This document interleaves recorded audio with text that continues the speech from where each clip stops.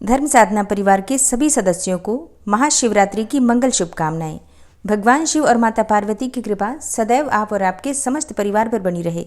26 फरवरी 2025 आज है बुधवार का दिन और आज आप सुनेंगे महाशिवरात्रि की कथा और महाशिवरात्रि की पूजा विधि, पूजा की सभी सामग्री क्या क्या चाहिए और 4 पहर की पूजा के शुभ मुहूर्त की वीडियो चैनल पर अपलोड हो चुकी है। सभी नियम, पूजा विधि और जो भी उपाय होते हैं सभी चीज़ें आपको चैनल पर वीडियो अपलोड है, वहाँ से मिल जाएंगी। आप लोग ज़रूर देख लीजिए। और अब भगवान भोलेनाथ का ध्यान करके शिवरात्रि की पावन कथा का श्रवण करते हैं, जिसे सुनने मात्र से संपूर्ण शिवरात्रि का फल प्राप्त हो जाता है। एक बार की बात है, माता पार्वती ने भगवान शिव से पूछा, हे भगवान, ऐसा कौन सा श्रेष्ठ तथा सरल व्रत पूजन है जिससे कि मृत्यु लोक के प्राणी आपकी कृपा सहज ही प्राप्त कर लेते हैं। तब भगवान भोलेनाथ ने माता पार्वती के इस प्रश्न का उत्तर देते हुए एक पौराणिक कथा सुनाई। भगवान शिव ने कहा कि हे पार्वती, एक समय की बात है, एक गांव में एक शिकारी रहता था। पशुओं की हत्या करके वह अपने कुटुंब को पालता था और वह एक साहूकार का ऋणी भी था, लेकिन उसका ऋण समय पर न चुका सका। इसलिए क्रोधवश साहूकार ने शिकारी को शिव मठ में बंदी बना दिया। अब संयोग से उस दिन शिवरात्रि थी। शिकारी ध्यान मग्न होकर शिव संबंधी सभी धार्मिक बातें सुनता रहा। चतुर्दशी को उसने शिवरात्रि की कथा भी सुनी और जितने भी भक्त मंदिर में पूजा के लिए आते थे शिव पूजा का दर्शन भी किया। फिर संध्या होते ही साहूकार ने शिकारी को अपने पास बुलाकर उससे ऋण चुकाने के लिए कहा। तब शिकारी ने अगले ही दिन सारा ऋण लौटा देने का वचन दिया और बंधन से छूट गया।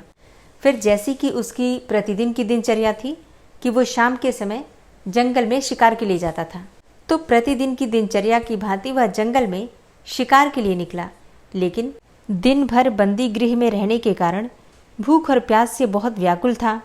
शिकार के लिए वह एक तालाब के किनारे बेल वृक्ष पर पड़ाव बनाने लगा।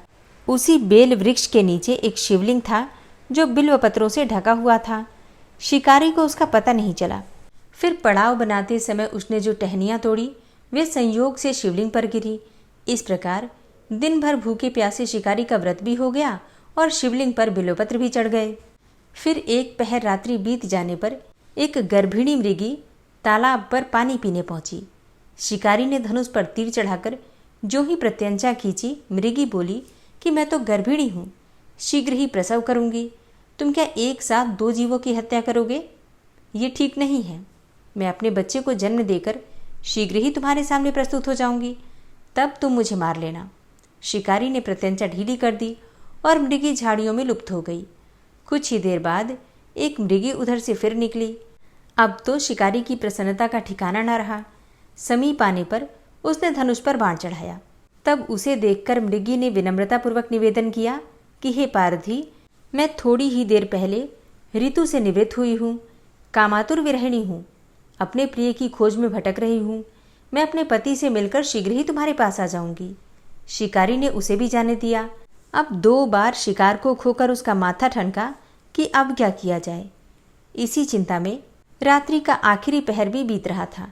तभी एक दूसरी मृगी अपने बच्चों के साथ उधर से निकली। इस बार शिकारी के लिए यह स्वर्णिम अवसर था और उसने धनुष पर तीर चढ़ाने में बिल्कुल भी देर नहीं लगाई। वह तीर छोड़ने ही वाला था कि मृगी बोली कि हे पारधी, मैं इन बच्चों को उनके पिता के हवाले कर दूं, फिर लौट आऊंगी। इसके बाद तू मुझे मार देना। शिकारी हंसा और बोला कि सामने आए शिकार को छोड़ दूं, मैं ऐसा मूर्ख नहीं। इससे पहले भी मैं 2 बार अपना शिकार खो चुका हूं और मेरे बच्चे भूख और प्यास से तड़प रहे होंगे।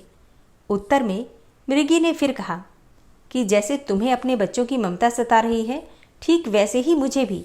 इसलिए सिर्फ बच्चों के नाम पर मैं थोड़ी देर के लिए जीवन दान मांग रही हूँ। हे पारधी, मेरा विश्वास कर, मैं इन्हें इनके पिता के पास छोड़कर तुरंत ही लौटने की प्रतिज्ञा करती हूँ। मृगी का दीन स्वर सुनकर शिकारी को उस पर दया आ गई और फिर उसने उस मृगी को भी जाने दिया। शिकार के अभाव में बेल वृक्ष पर बैठा शिकारी बेल पत्र तोड़ तोड़ कर नीचे फेंकता जा रहा था। जब पौ फटने को हुई, मतलब जैसे ही सवेरा होने को हुआ, वैसे ही एक हृष्ट पुष्ट मृग उसी रास्ते पर आया। शिकारी ने सोच लिया कि इसका शिकार तो मैं अवश्य करूंगा। शिकारी की तनी प्रत्यंचा देखकर मृग विनीत स्वर में बोला कि हे पार्थी भाई, यदि तुमने मुझसे पूर्व आने वाली 3 मृगियों तथा छोटे छोटे बच्चों को मार डाला है तो मुझे भी मारने में विलंब न करो, ताकि उनके वियोग में मुझे एक भी क्षण दुख न सहना पड़े। मैं उन मृगियों का पति हूँ। यदि तुमने उन्हें जीवन दान दिया है तो मुझे भी कुछ क्षण जीवन दान देने की कृपा करो। मैं उनसे मिलकर तुम्हारे सामने शीघ्र ही उपस्थित हो जाऊंगा। मृग की बात सुनकर शिकारी के सामने पूरी रात का घटना चक्र घूम गया। उसने सारी कथा मृग को सुना दी। तब मृग ने कहा कि मेरी तीनों पत्नियां जिस प्रकार प्रतिज्ञाबद्ध होकर गई हैं, मेरी मृत्यु से अपने धर्म का पालन नहीं कर पाएंगी। अतः जैसे तुमने उन्हें विश्वास पात्र मानकर छोड़ा है, वैसे ही मुझे भी जाने दो। मैं उन सबके साथ शीघ्र ही तुम्हारे सामने उपस्थित होता हूँ। उपवास, रात्रि जागरण तथा शिवलिंग पर बेलपत्र चढ़ाने से शिकारी का हिंसक हृदय निर्मल हो गया था। उसमें भगवत भक्ति का वास हो गया था। धनुष तथा बाण उसके हाथ से सहज ही छूट गए। भगवान शिव की अनुकंपा से उसका हिंसक हृदय कारुणिक भावों से भर गया और वह अपने अतीत के कर्मों को याद करके पश्चाताप की ज्वाला में जलने लगा। थोड़ी ही देर बाद मृग सपरिवार शिकारी के समक्ष उपस्थित हो गया ताकि वह उनका शिकार कर सके, किंतु जंगली पशुओं की ऐसी सत्यता, सात्विकता एवं सामूहिक प्रेम भावना देखकर शिकारी को बड़ी ग्लानि हुई। उसके नेत्रों से आंसुओं की झड़ी लग गई। उस मृग परिवार को न मारकर शिकारी ने अपने कठोर हृदय को जीव हिंसा से हटाकर सदा के लिए कोमल एवं दयालु बना लिया। देवलोक से समस्त देव समाज भी इस घटना को देख रहा था। घटना की परिणति होते ही देवी देवताओं ने पुष्पों की वर्षा की। अनजाने में शिवरात्रि व्रत के पालन करने पर भी शिकारी को मोक्ष की प्राप्ति हुई। जब मृत्यु काल में यमदूत उसके जीव को लेने आए तो शिव गणों ने उन्हें वापस भेज दिया और शिकारी को शिवलोक ले गए। शिवजी की कृपा से ही अपने इस जन्म में राजा चित्रभानु अपने पिछले जन्म को याद रख पाए और शिवरात्रि के महत्व को जानकर अगले जन्म में भी उसका पालन कर पाए। अब इस शिव कथा का संदेश क्या है? देखा जाए तो शिकारी की कथा के अनुसार महादेव तो अनजाने में किए गए व्रत का फल भी दे देते हैं, पर वास्तव में सच्चाई क्या है? वास्तव में महादेव जी शिकारी की दया भाव से प्रसन्न हुए। अपने परिवार के कष्ट का ध्यान होते हुए भी शिकारी ने मृग परिवार को जाने दिया और यह करुणा ही वस्तुतः उस शिकारी को उन पंडितों एवं पुजारियों से उत्कृष्ट बना देती है जो कि सिर्फ रात्रि जागरण करते हैं, उपवास करते हैं और दूध, दही, बेलपत्र आदि के द्वारा भगवान शिव को प्रसन्न कर लेना चाहते हैं। इस कथा में सबसे महत्वपूर्ण बात यह है कि इस कथा में अनजाने में हुए पूजन पर विशेष बल दिया गया है। अब इसका अर्थ ये नहीं है कि भगवान शिव किसी भी प्रकार से किए गए पूजन को स्वीकार कर लेते हैं अथवा भगवान भोलेनाथ जाने या अनजाने में हुए पूजन में भेद नहीं कर सकते हैं, बल्कि वास्तव में वह शिकारी शिव पूजन कर ही नहीं रहा था। इसका अर्थ ये भी हुआ कि वह किसी भी तरह से फल की कामना भी नहीं कर रहा था। उसने मृग परिवार को समय एवं जीवन दान दिया, जो कि शिव पूजन के समान ही है। शिव का अर्थ ही कल्याण होता है। उन निरीह प्राणियों का कल्याण करने के कारण ही वह शिव तत्व को जान पाया तथा उसका शिव से साक्षात्कार हुआ। परोपकार करने के लिए महाशिवरात्रि का दिवस होना भी आवश्यक नहीं है। पुराण में 4 प्रकार के शिवरात्रि पूजन का वर्णन है। मासिक शिवरात्रि, प्रथम आदि शिवरात्रि तथा महाशिवरात्रि। पुराण वर्णित अंतिम शिवरात्रि है नित्य शिवरात्रि। वस्तुतः प्रत्येक रात्रि ही शिवरात्रि है। अगर हम उन परम कल्याणकारी आशुतोष भगवान में स्वयं को लीन कर दें तथा कल्याण मार्ग का अनुसरण करें, वही शिवरात्रि का सच्चा व्रत है। जिस प्रकार से भगवान शिव का नाम भोलेनाथ है, उसी प्रकार से उनके भक्त भी बड़े भोले होते हैं, बड़े सच्चे होते हैं। या यूँ कह सकते हैं कि भगवान शिव को वही भक्त प्यारे होते हैं जो भोले भाले होते हैं, मासूम होते हैं और सच्चे होते हैं। ऐसी ही एक सच्ची कथा है शंकर नाम के एक अनाथ लड़के की। शंकर एक अनाथ लड़का था। उसको जंगल में रहने वाले शिकारियों के एक गिरोह ने पाला था। उसके पास कोई औपचारिक शिक्षा भी नहीं थी। वह केवल एक ही चीज़ जानता था कि उसे जीवित कैसे रहना है, शिकार करना और उनको मारना तथा जंगल के फलों को खाना और नदी के पानी को पीकर अपने आप को जीवित रखना, बस इतना ही जानता था। अब एक दिन क्या हुआ कि वह अपना रास्ता भटक गया और उसने देखा कि कुछ लोग नदी के किनारे पर बने हुए एक पत्थर की आकृति के चारों ओर जोर जोर से चिल्ला रहे हैं। कुछ लोग उस पर फूल, फल और नारियल चढ़ा रहे हैं। अब पहले तो उसने सोचा कि यह कोई मकान होगा जिसमें लोग रहते होंगे, लेकिन नहीं, यह एक प्राचीन मंदिर था। परंतु शंकर ने इस मंदिर को पहले कभी नहीं देखा था, पर इसके बारे में जानने के लिए वह काफी उत्सुक था। उसने तब तक इंतजार किया जब तक कि लगभग सभी लोग उस मंदिर से चले नहीं गए। अंत में उसने एक युवा लड़के को पत्थर की इमारत से बाहर आते हुए देखा और उससे बात करने का फैसला किया। फिर शंकर ने उससे अपने मन में आए हुए जो सवाल थे वो पूछे। उसका पहला प्रश्न था कि इस इमारत को क्या कहा जाता है, लोग अपने साथ क्या लाते हैं, फिर इन चीज़ों को अंदर वाली इमारत में क्यों छोड़कर वापस चले जाते हैं। चीज़ों को साथ लाना और उन्हें अंदर छोड़कर वापस चले जाने पर वह लड़का शंकर की अज्ञानता और मासूमियत पर बहुत ही हैरान था और उसके सवालों से चकित भी था। पर वह यह नहीं जानता था कि वह पास के जंगल में रहता है और शिकार करके अपना जीवन यापन करता है। लेकिन फिर भी उसने उसके कई सवालों के जवाब देने की पूरी कोशिश की। उसने शंकर को बताया कि यह भगवान शिव का मंदिर है। लोग यहाँ उन्हें फल और फूल चढ़ाने आते हैं। वे शिव भगवान से जो चाहते हैं वह मांगते हैं और भगवान शिव उन सभी की प्रार्थनाओं को सुनते हैं। ये सुनकर शंकर तुरंत मंदिर जाना चाहता था। लड़के ने उसे अंदर जाने का रास्ता दिखाया और शिवलिंग के बारे में बताया। शंकर ने मासूमियत से लड़के से पूछा कि यह शिवलिंग क्या चीज़ है और हमें क्या देता है। तब लड़के ने उसे बताया कि ये भगवान शिव हैं, इनसे हम जो भी मांगते हैं वो सब हमें दे देता है। हम सब ऐसा मानते हैं। इसके बाद उस लड़के ने कहा कि अब अंधेरा हो रहा है, अब मुझे घर जाना होगा, और वह शंकर को वहीं अकेला छोड़कर चला गया। शंकर ने झिझकते हुए मंदिर में प्रवेश किया। वह एक कोने में बैठ गया और सोचा कि एक पत्थर किसी को वो चीज़ कैसे दे सकता है जो कि वो चाहते हैं। इसलिए उसने उसका परीक्षण करने का सोचा और उसने पत्थर की प्रतिमा से कहा कि हे शिव, कृपया मुझे पर्याप्त शिकार करने दें ताकि मैं भूखा न रहूं। मेरे पास आपको चढ़ाने के लिए कोई फल या फूल नहीं है, लेकिन यदि आप मुझे शिकार देते हैं तो मैं उसे आपके साथ साझा करूंगा। मैं वादा करता हूं कि मैं आपको धोखा नहीं दूंगा। इस प्रकार से उसने घोषणा की। अब अगली सुबह शंकर शिकार करने गया। उसने पूरे दिन शिकार की तलाश की, लेकिन उसे कोई शिकार नहीं मिला। वह भूख से तिलमिला रहा था। वह काफ़ी निराश हो गया था क्योंकि उसे कोई शिकार नहीं मिला था। दोपहर हो चुकी थी।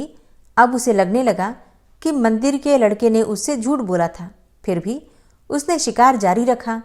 अब जैसे ही शाम हुई, उसने 2 खरगोशों को अपने बिल में से आते देखा। शंकर ने उन खरगोशों को मार डाला। अब क्योंकि उसने भगवान शिव से वादा किया था कि उसे जो भी शिकार मिलेगा उसमें से वो भगवान शिव को साझा करेगा, तो अपने वादे के मुताबिक वह मरे हुए खरगोशों में से एक के साथ मंदिर गया। अब देर हो चुकी थी और मंदिर सुनसान था। शंकर ने मंदिर में प्रवेश किया और जोर से कहा, कृपया आओ और अपना हिस्सा ले लो प्रभु, आपके लिए मैं लेकर आया हूँ। भगवान से ऐसा बोलकर वह वहीं बैठ गया और अंधेरा होने तक प्रतीक्षा करने लगा, लेकिन भगवान प्रकट नहीं हुए। शंकर को भूख लगी थी और नींद भी आ रही थी। जब भगवान प्रकट नहीं हुए तो खरगोश को उसने मंदिर में ही छोड़ा और वहां से वापस वो जंगल आ गया। अगली सुबह जब लोग मंदिर में पहुंचे तो उन्हें शिवलिंग के सामने मरा हुआ खरगोश मिला। भक्त बहुत परेशान थे। ये यहाँ कौन लाया है? उसने हमारे मंदिर को अपवित्र करने की हिम्मत कैसे की? अब उन लोगों ने खरगोश को बाहर फेंक दिया। अगले दिन शंकर अपनी भूख मिटाने के लिए जंगल में शिकार करने गया, लेकिन इस बार उसकी किस्मत अच्छी नहीं थी और उसे शिकार भी नहीं मिला। उसने सोचा आज रात को मंदिर जाना चाहिए और शिव से पूछना चाहिए कि उनको खरगोश का भोजन कैसा लगा। शंकर भगवान शिव से पूछने के लिए मंदिर गया और जब वो मंदिर पहुंचा तो उसके आश्चर्य का कोई ठिकाना ही नहीं रहा। उस रात मंदिर में लोगों की काफ़ी भीड़ थी। शिवरात्रि की रात थी, लेकिन अबोध शिकारी लड़के को इस बारे में कुछ भी पता नहीं था।